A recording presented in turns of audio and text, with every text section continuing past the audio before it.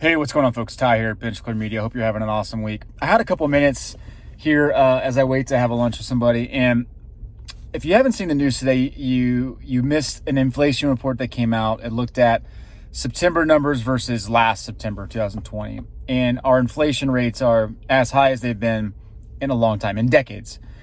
And we've talked about this subtly and also very clearly on our show basically the last 6 months, that inflation is going to be a real problem. For those who don't know what inflation is a decrease in purchasing value for your dollar. So rising costs lead to your dollar purchasing less. It's basic definition of inflation. We've seen that consistently month over month for basically the last 4 to 6 months. So I'm going to tell you what I think that means in the sports car world here in a second. But the worry is that we're now entering this phase called stagflation. And you're going to start to see this popping up more. Stagflation is a combination of inflation. So again, decrease in purchasing power with your dollar, and decrease or increase in unemployment. So less people working, and a decrease in economic output, or measured GDP, right? Global domestic product. You have decrease in output, an increase in unemployment, and you have a rising cost.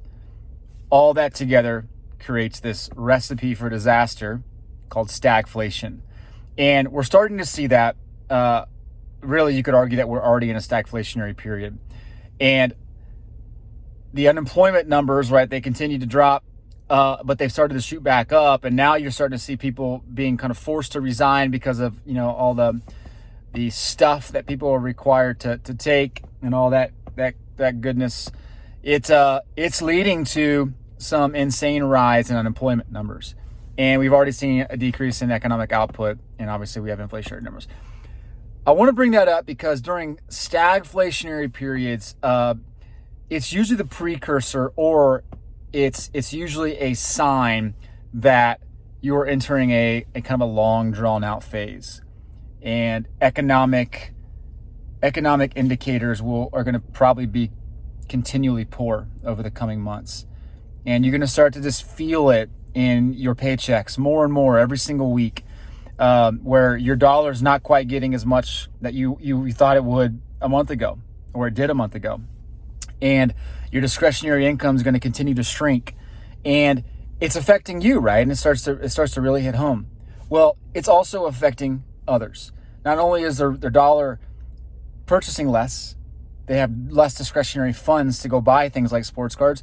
You have a lot of people that are kind of being forced out of jobs or stepping out of jobs, intentionally. And they're becoming more hesitant to spend money on things that don't have necessarily any intrinsic value like sports cards do.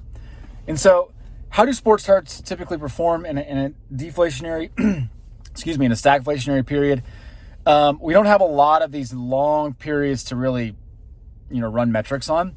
The latest long stagflationary period was really from beginning of the 70s to like 1982.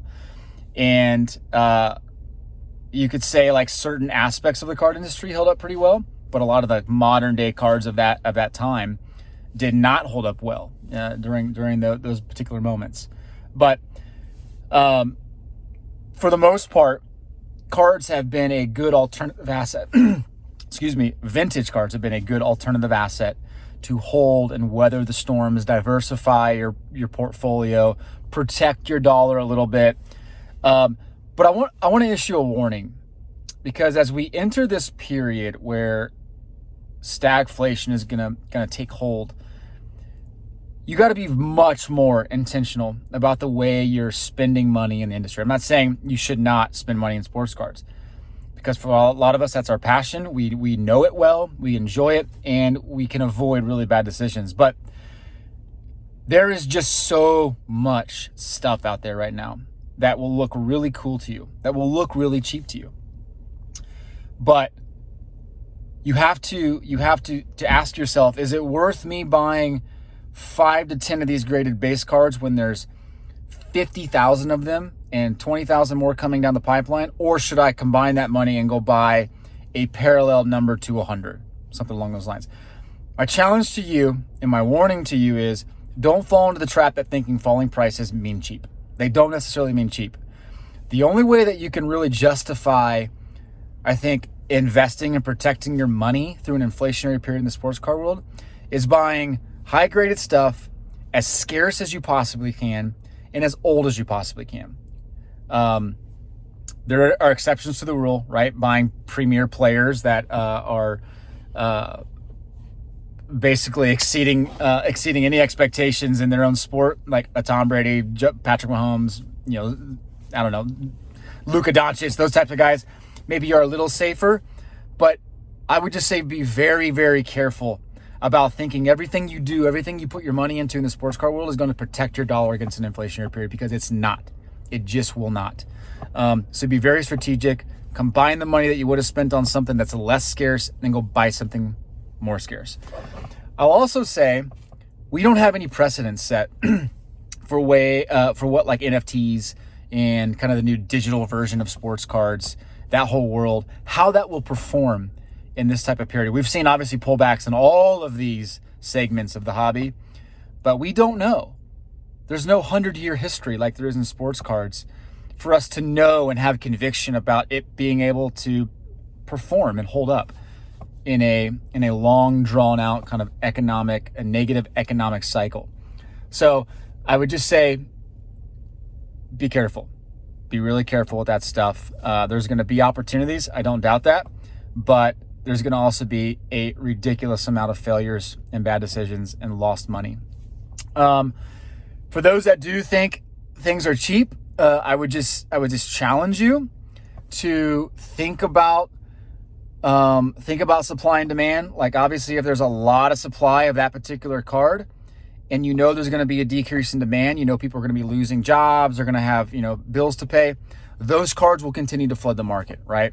And you're going to be able to have negotiation power and leverage and getting prices even cheaper in the coming months. So I do think sports cards are a fair way to diversify your money. And it's obviously a really fun way to diversify your money.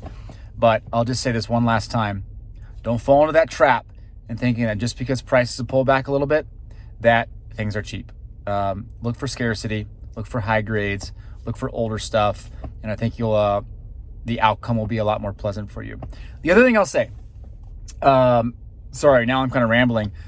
I would say pay more attention to non-graded stuff too. Stuff that maybe you wanted to buy graded, but people can't afford to grade stuff still. Like, we're still at the tail end of that. We don't know when PSA is going to open. They may open in 3 months. They may open in 6 months. But some cards that are on the fringe of not being able to be graded because of that $150 price tag, or because someone didn't want to send it to SGC or any of the other grading companies, might be your window to kind of snag some of that stuff on the cheap and build up a good lot of stuff that you want to send to grade when things open up and things become a little bit more reasonable. So I would say maybe that's one more thing that you could potentially do right now as a way to find good deals. So anyway, a little bit of rambling, I'm sorry, but I know we see inflation tossed around a lot. It's obviously top of news right now. I wanted just to think about how that can potentially impact the hobby. And I'd love to know your comments below about your thoughts on it and how you're adjusting the way you spend in the hobby when it comes to a inflationary and stagflationary cycle. See ya.